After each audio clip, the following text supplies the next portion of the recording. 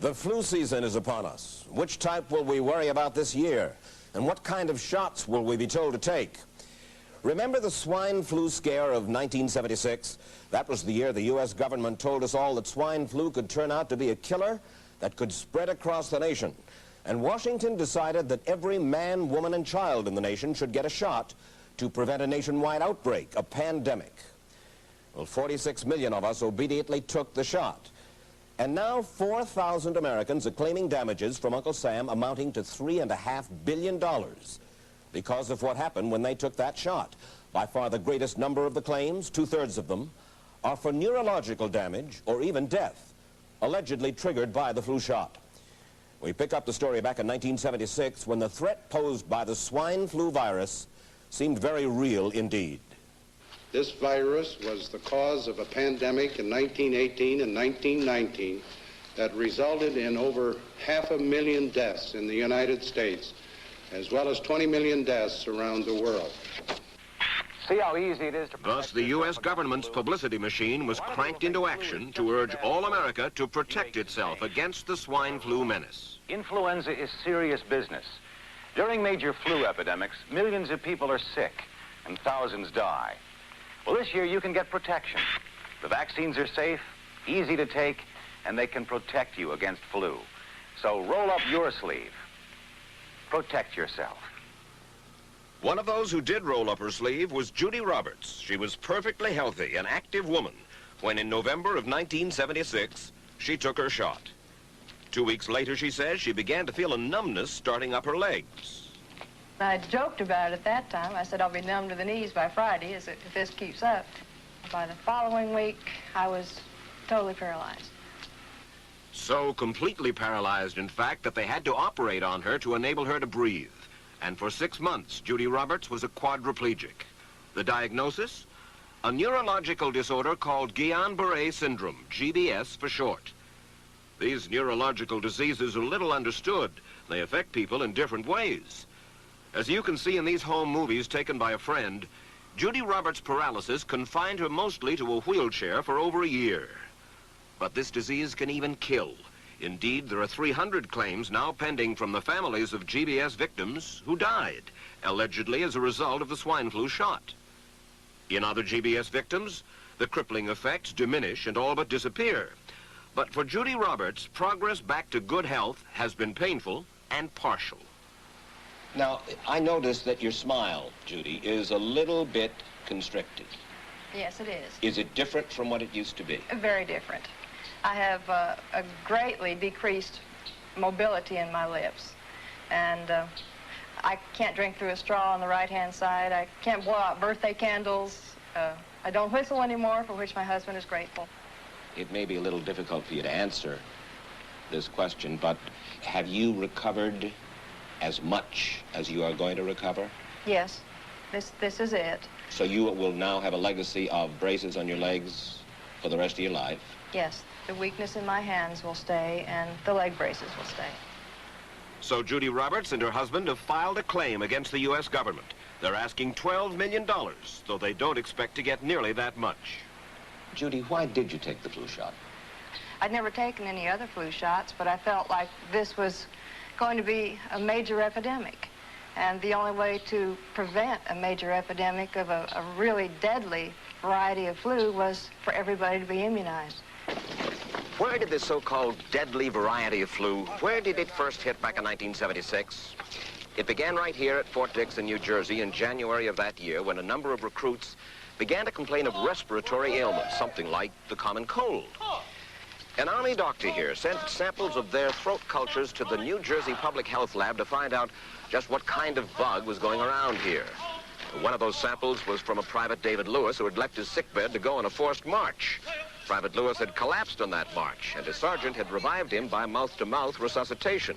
But the sergeant showed no signs of illness. A few days later, Private Lewis died. If this disease is so potentially fatal that it's going to kill a young, healthy man, a middle-aged school teacher doesn't have a prayer. The New Jersey lab identified most of those soldiers' throat cultures as the normal kind of flu virus going around that year, but they could not make out what kind of virus was in the culture from the dead soldier and from 4 others who were sick. So they sent those cultures to the Federal Center for Disease Control in Atlanta, Georgia for further study. A few days later, they got the verdict: swine flu. But that much publicized outbreak of swine flu at Fort Dix involved only Private Lewis, who died, and those 4 other soldiers who recovered completely without the swine flu shot. If I had known at that time that the boy had been in a sick bed, got up, went out on a forced march, and then collapsed and died, I would never have taken the shot. The rationale for our recommendation was not on the basis of the death of a single individual, but it was on the basis that when we do see a change in the characteristics of the influenza virus, it is a massive public health problem in this country. Dr. David Sencer, then head of the CDC, the Center for Disease Control in Atlanta, is now in private industry. He devised the swine flu program, and he pushed it. You began to give flu shots to the American people in October of '76. October 1st. By that time, how many cases of swine flu around the world had been reported? There had been several reported, but none confirmed. There had been cases in Australia that were reported by the press, by the news media. There were cases in... None confirmed. Did you ever uncover any other outbreaks of swine flu anywhere in the world? No. Now, nearly everyone was to receive the shot in a public health facility where a doctor might not be present. Therefore, it was up to the CDC to come up with some kind of official consent form, giving the public all the information it needed about the swine flu shot. This form stated that the swine flu vaccine had been tested. What it didn't say was that after those tests were completed, the scientists developed another vaccine, and that was the one given to most of the 46 million who took the shot. That vaccine was called X53A. Was X53A ever field tested? I can't say. I would have to... It wasn't. I don't know. Well, I would think that you're in charge of the program. I would have to check the records. I haven't looked at this in some time. The information form, the consent form, was also supposed to warn people about any risks of serious complications following the shot. But did it? No, I had never heard of any reactions other than a sore arm, fever, this sort of thing. Judy Roberts' husband, Gene, also took the shot. Yes, I looked at that document. I signed it. Nothing on there said I was going to have a heart attack or I'd get Guillain-Barré, which I never heard of. What if people from the government, from the Center for Disease Control, what if they had indeed known about it? What would be your feeling? They should have told us. Did anyone ever come to you and say, you know something, fellas? There's the possibility of neurological damage if you get into a mass immunization program? No. No one ever did? No. Do you know Michael Hatwick? Yes. Mm-hmm. Dr. Michael Hatwick directed the surveillance team for the swine flu program at the CDC. His job was to find out what possible complications could arise from taking the shot and to report his findings to those in charge. Did you know ahead of time, Dr. Hatwick, that there had been case reports of neurological disorders, neurological illness, apparently associated with the injection of influenza vaccine? Absolutely. You did? Yes. How'd you know that? By review of the literature.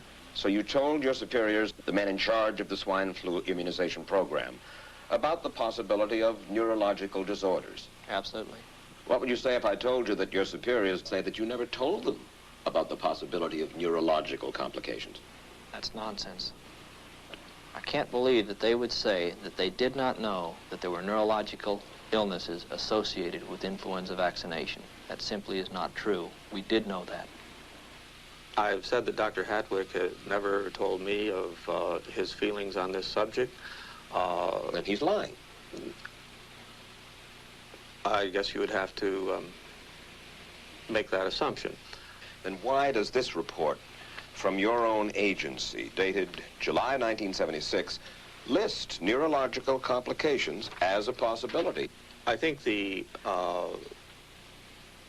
consensus of the scientific community was that the evidence relating neurologic disorders to influenza immunization was such that they did not feel that this association was a real one. You didn't feel it was necessary to tell American people that information? I think that over the years we have tried to inform the American people as fully as possible. As part of informing Americans about the swine flu threat, Dr. Sentzer's CDC also helped create the advertising to get the public to take the shot. Let me read to you from one of your own agency's memos planning the campaign to urge Americans to take the shot. The swine flu vaccine has been taken by many important persons, he wrote.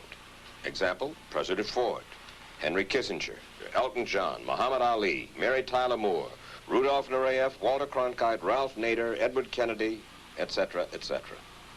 True?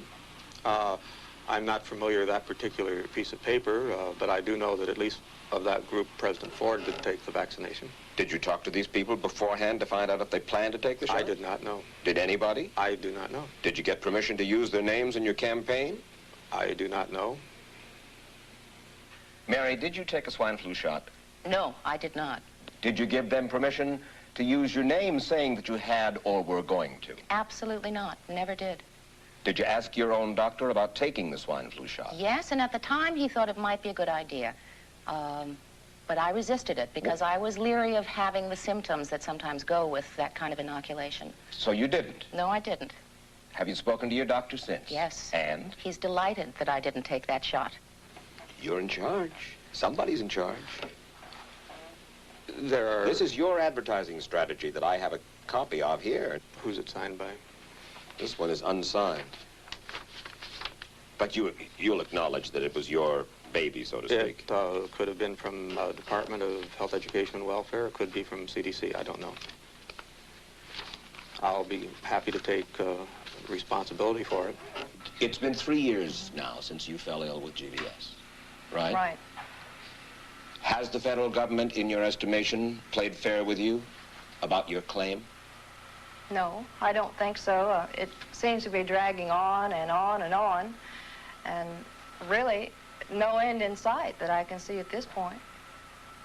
With respect to the cases of Guillain-Barré, allegedly... Former Secretary of HEW Joseph Califano, too, was disturbed that there was no end in sight. So a year and a half ago, he promised that Uncle Sam would cut the bureaucratic red tape for victims suffering from GBS and would pay up quickly. We shouldn't hold them to an impossible or too difficult standard of proving that they were hurt.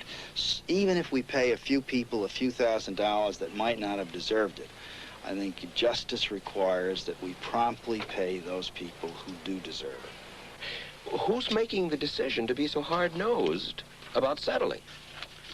Well, I assume the Justice Department is. Griffin Bell before he left? Well, the Justice Department agreed to the statement I made. It was cleared word for word with the lawyers in the Justice Department by my HEW lawyers. And that statement said, in effect?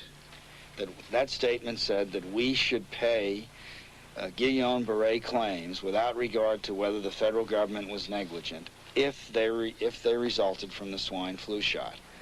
I think the government knows it's wrong. If it drags out long enough, that people will just give up. Let it go. I am a little more adamant in my thoughts than my wife is, because I told Judy to take the shot. She wasn't going to take it, and she never had shots, and I'm mad with my government because they knew the facts, but they didn't release those facts because if they had released them, the people wouldn't have taken.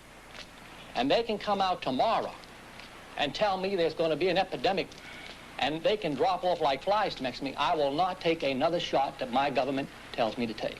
Meantime, Judy Roberts and some 4,000 others like her are still waiting for their day in court.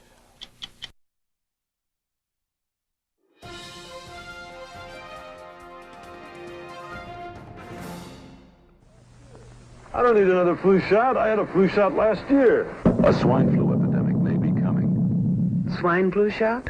Well, I don't know. I've been thinking about it. It could make you very sick. Swine flu? Man, I'm too fast to let it catch me. You'll want to be protected. I'm the healthiest 55-year-old you ever seen. Hey, I play golf every weekend. Get a shot of protection. The swine flu shot. Joe brought it home from the office. He gave it to Betty and one of his kids. and to Betty's mother. But Betty's mother went back to California the next day. On her way to the airport, she gave it to a cab driver, a ticket agent, and one of the charming stewardesses. At school, Joe's kid gave it to some other kids, and Mrs. Merrill got it and gave it to her husband. In California, Betty's mother gave it to her best friend, Dottie. But Dottie had a heart condition and she died. But before she died, Dottie gave it to her girlfriend, the mailman, the paper boy, and the vet when she went to pick up her chihuahua. If a swine flu epidemic comes, this is how it could spread. You'll want to be protected, especially if you're elderly or chronically ill. Get a shot of protection, the swine flu shot.